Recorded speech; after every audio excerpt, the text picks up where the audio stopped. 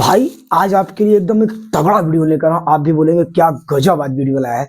ठीक है, तो आपको भी बहुत हेल्पफुल होने वाला है। देखिए जय हिंद। इससे पहले हमने क्या पढ़ा, कोशिका और कोशिका के विषय में अच्छे से जाना, और आज हम पढ़ेंगे ऊतक। देखिए आपको पता होगा कि कोशिका है, जो कोशिका बहुत छोटा है। हमारे शरीर की सबसे छोटी इकाई क्या है? कोशिका है। कोशिका के विषय में मैंने बात किया है, नहीं पता है तो जाइए मेरे इससे पहले आप मेरे चैनल पे वीडियो है बड़ा अपलोड है, पूरा कोशिका के विषय में डिटेल जाकर देख लीजिए। और कोशिका से मिलकर क्या बनता है मैंने बताया था, कोशिका, और कोशिका से मिलकर क्या बनता है तो ऊतक बनता है। और ऊतक मिलेंगे तो किसी न किसी अंग का, जैसे अपना लीवर है, किडनी है, फेफड़ा है, लंग्स है, हाथ है, पैर है, ये सब अलग अलग अंग है। तो ऊतकों से मिलकर क्या बनता है? अंग, और अंग से मिलकर क्या बनता है? अंग तंत्र पूरा एक तैयार होता है। और अंग तंत्र जब पूरा कंप्लीट मिल जाएगा तो एक पूरा आपका शरीर तैयार हो जाएगा। मैंने बताया था, तो मैंने कोशिका को कर दिया है कंप्लीट, आज करते हैं ऊतक को कंप्लीट। तो देखिए सबसे पहले बात करते हैं ऊतक। ऊतक कहेंगे कोशिका को, तो देखिए कोशिकाओं के एक समान समूह को, कोशिकाओं के एक समान समूह को, वो कैसा एक समान, मतलब बनावटी के आधार पर, संरचना के आधार पर, कार्य के आधार पर एक समान होगा। तो कोशिकाओं के एक समान समूह के आधार पर जो रहता है उसी को हम लोग क्या कहते हैं? ऊतक कहते हैं। तो कोशिकाओं के एक समान समूह को हम क्या बोलेंगे? ऊतक बोलेंगे। जो बनावटी के, संरचना के और दिखावटी के आधार पे होंगे, एक समान होंगे, उसको हम लोग क्या बोलेंगे? ऊतक। ऊतक का अध्ययन क्या कहलाता है? तो देखिए ऊतक का अध्ययन कहलाता है हिस्टोलॉजी, इसको हिंदी में बोलते हैं औतिकी।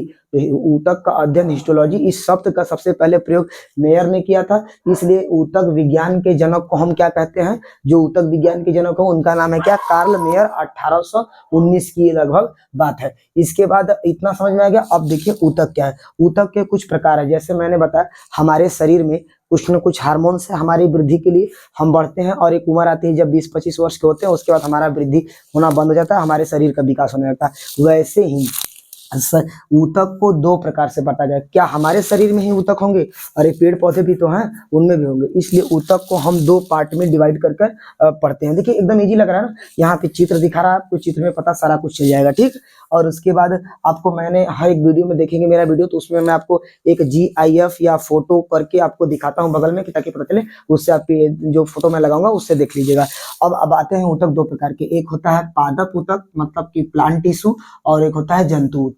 ठीक है, आज हम पढ़ेंगे पहले जंतु पादप ऊतक के विषय में, पूरा पादप में क्या है, कैसे है, क्या क्या काम करता है। तो पहले पादप पढ़ेंगे, फिर जंतु अपने विषय में हम कंप्लीट करेंगे। तो पादप, और पादप ऊतक हो गया तो ऐसे ऊतक जो केवल प्लांट में पाए जाते हो, केवल पौधों में पाए जाते हैं, उसे पादप ऊतक कहते हैं। ऐसे ऊतक जो केवल प्लांट में, पौधों में पाए जाएंगे, उसे बोलेंगे पादप ऊतक। पादप ऊतक के भी कई प्रकार होते हैं। तो पादप ऊतक के कितने भाग होते हैं मुख्य रूप से?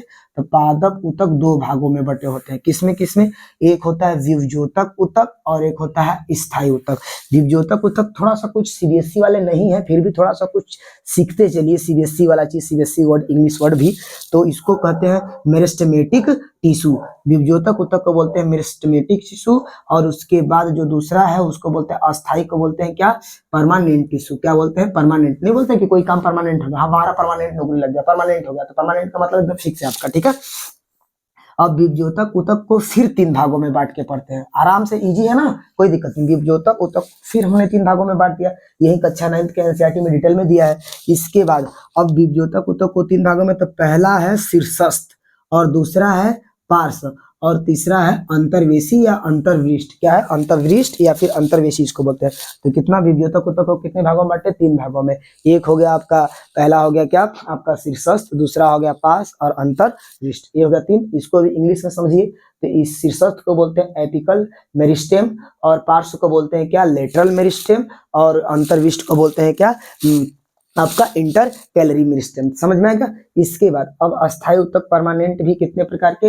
ये भी होते हैं तीन प्रकार के। कौन कौन? मुख्य रूप से दो ही पढ़ते हैं ज्यादातर, लेकिन ये भी होते हैं तीन प्रकार के। कौन कौन से? एक होता है सरल, जिसको बोलते हैं सिंपल, सिंपल परमानेंट टिश्यू, और एक होता है जटिल, का मतलब कॉम्प्लेक्स परमानेंट टिश्यू, और एक होता है विशिष्ट स्पेशल परमानेंट टिश्यू। अब देखिए स्थायी जो है, जो सरल है, ये सरल भी कितने भागों में बढ़ जाते हैं? तीन भागों में।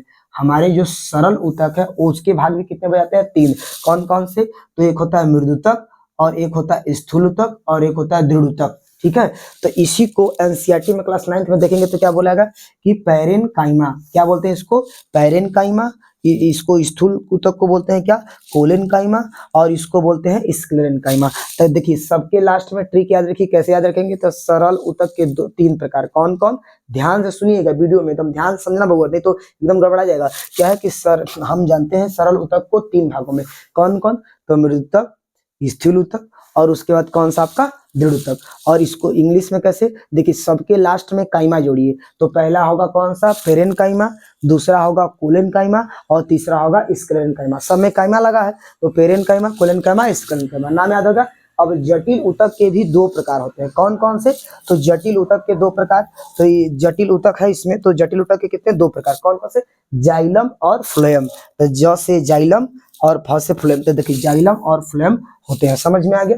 आई होप कि पूरा कैटेगराइजेशन, और इसी के विषय में हमको इतना डिटेल में पढ़ना है पादप के लिए, इतना पढ़ लेंगे तो पूरे पौधे का हम लोग क्या कर देंगे, पोस्टमार्टम कर देंगे, तो हमको फिर कौन सा बारी रह जाएगा, हम लोग जंतु का करेंगे। समझ में आ गया, तो फिर ठीक है, आप इसे एक स्क्रीनशॉट लीजिए, और उसके बाद यह आपके लिए बहुत इंपॉर्टेंट चैप्टर है, आप तैयारी के पर्पज से भी आगे जाएंगे, कोई तैयारी करेंगे 12 के बाद तो भी आपको काम आएगा, तो इसको आप एक स्क्रीनशॉट लीजिए, फिर इसके आगे मैं एक एक विषय में बताता हूँ, ठीक है।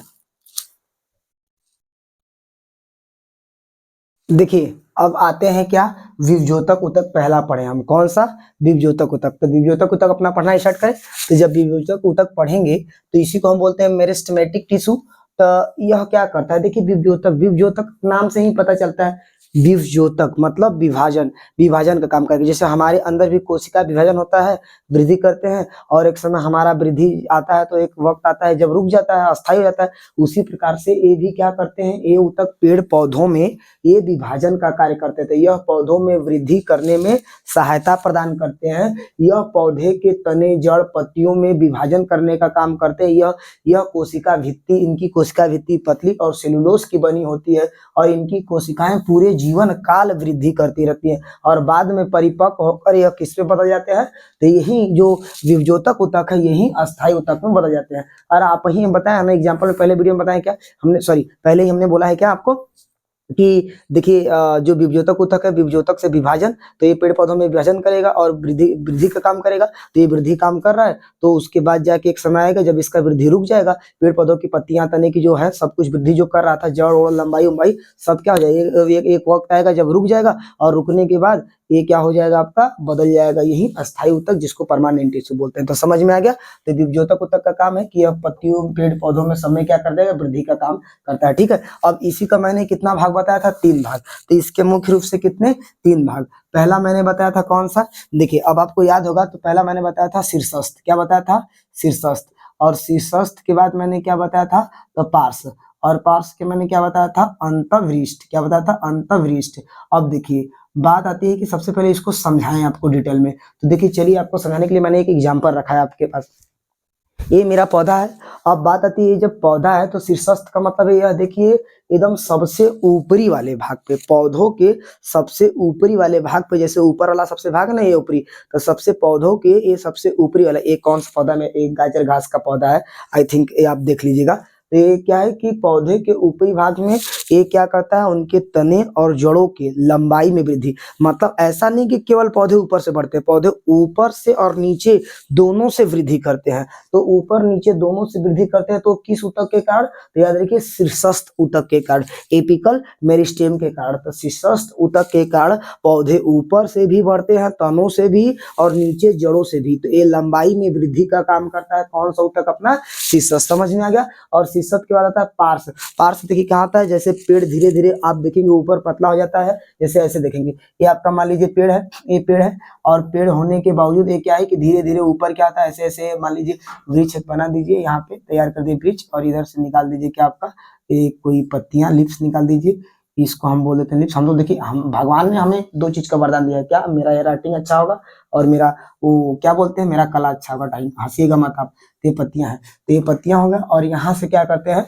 कि धीरे धीरे ये ऊपर ऊपर, मतलब मैंने बोला देखिए, आप देखेंगे सूर्यमुखी के फूल में कौन सा एक हार्मोन्स पाया जाता है जो कि ऑक्सीजन, वो जिधर जिधर सूर्य जाता है, तो यही लंबाई का कुछ हार्मोन्स होते हैं जो कि पौधों में वृद्धि और लंबाई का काम करते हैं, तो यही करता है क्या कि पौधे ऊपर से भी नीचे से भी, तने और जड़ दोनों से बढ़ेंगे लंबाई, तो ये लंबाई में वृद्धि का काम करता है। तो यहाँ पे हम लिख दें कि क्या, लंबाई में, लंबाई में मदद करने का काम करता है।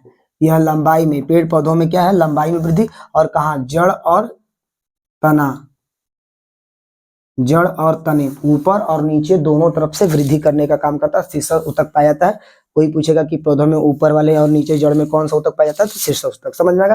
पार्श्व, पार्श्व क्या होता है कि देखिए नीचे से पेड़ क्या होते हैं, मोटे होते हैं, तो पेड़ को मोटे मोटे होने के लिए एकदम रिष्ट पुष्ट, जैसे आप भी तो बढ़ते एक समय आता है उम्र जब आप लंबे होते हैं फिर उसका शरीर से मोटे होते हैं, तो वैसे पेड़ पौधों को क्या, यह बीच वाले भाग में पेड़ पौधों को मोटाने के लिए कौन सा अपना पार्श्व। और अंतर्वृष्ट क्या होता है, अंतर्वृष्ट देखेंगे तो एक पौधा जो होता है इसके अंदर क्या होता है, जहां से पत्तियां निकली होती है इसको हम लोग बोलते हैं नोड। क्या बोलते हैं, नोड। और इनके बीच में होता है क्या, जगह। इनके बीच में क्या होता है, जगह। ऐसे ऐसे करके जगह होता है, इनके बीच के जगह को बोलते हैं इंटरनोड। और इसी जगह हमारा पाया जाता है क्या, इंटरनोड इसको बोलते हैं। और इसी जगह हमारा पाया जाता है अंतर्वृष्ट। तो जहां से पत्ती इस पौधे से, इस पेड़ से जुड़ा है, जैसे देखो यहाँ पे देखो ये आपका है और यहाँ से निकला है, तो इस वाले पोर्शन पे आप देख रहे हैं, वीडियो में देखिए ध्यान से, इस वाले पोर्शन पे आपका क्या होगा, तो इस वाले पोर्शन पे आपको पाया जाएगा आपका अंतर्वृष्ट। समझ में आ गया। तो अंतर्वृष्ट इस वाले यहाँ पे, यहाँ पे, यहाँ पे, जैसे मैंने इसको तोड़ा, देखिए कहाँ से टूट रहा है, ये अंतर्वृष्ट टूट गया। समझ में आ गया।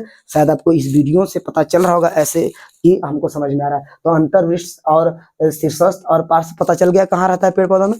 समझ में आ गया। और ये क्या करता है, ये भी क्या करता है, ये पौधों के बीच वाले भाग में पाया जाता है। और ये अंतर्वृष्ट क्या करता है कि जो पत्तियां हैं और इनके टहनियों से जैसे कि पौधों से जुड़े हैं, यहाँ पे पाया जाता है आपका आपका अंतर्वृष्ट। इसके बाद अब आते हैं, अब हमारा बताइए विभ्योतक ऊतक तीन भाग में बताए थे, ये हो गया। अब हम समझते हैं कि विभाजन होने के बाद पेड़ पौधे मोटे मोटे होंगे, तो उनकी वृद्धि एक समय रुक जाएगी। तो जब वृद्धि रुक जाएगी, पेड़ भी तो बूढ़ा होता है जैसे हम बूढ़े होते हैं, उसका विभाजन होना बंद हो जाता है धीरे धीरे। और इसी तरह हमारा क्या होता है कि पेड़ पौधे बदल जाएंगे किसमें, स्थायी ऊतक में। अब यह स्थायी ऊतक आ जाएगा इसमें, तो क्या करेंगे, स्थायी ऊतक, जिसको हम लोग बोलते हैं क्या, permanent tissue, permanent tissue, permanent tissue.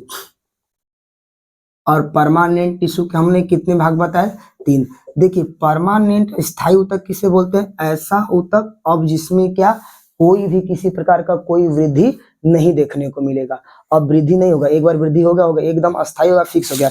ये कितने प्रकार के, तीन होता है क्या, मृद ऊतक, मृद ऊतक, और एक होता है क्या, स्थिर ऊतक, स्थूल ऊतक लिख देते हैं। और एक अपना होता है कौन सा, दृढ़ ऊतक। ये होता है आपका दृढ़ ऊतक। तो दृढ़ोतक और दृढ़ोतक, ये तीनों, ये क्या होता है कि पैरेन्काइमा, कोलेनकाइमा और स्क्लेरेन्काइमा।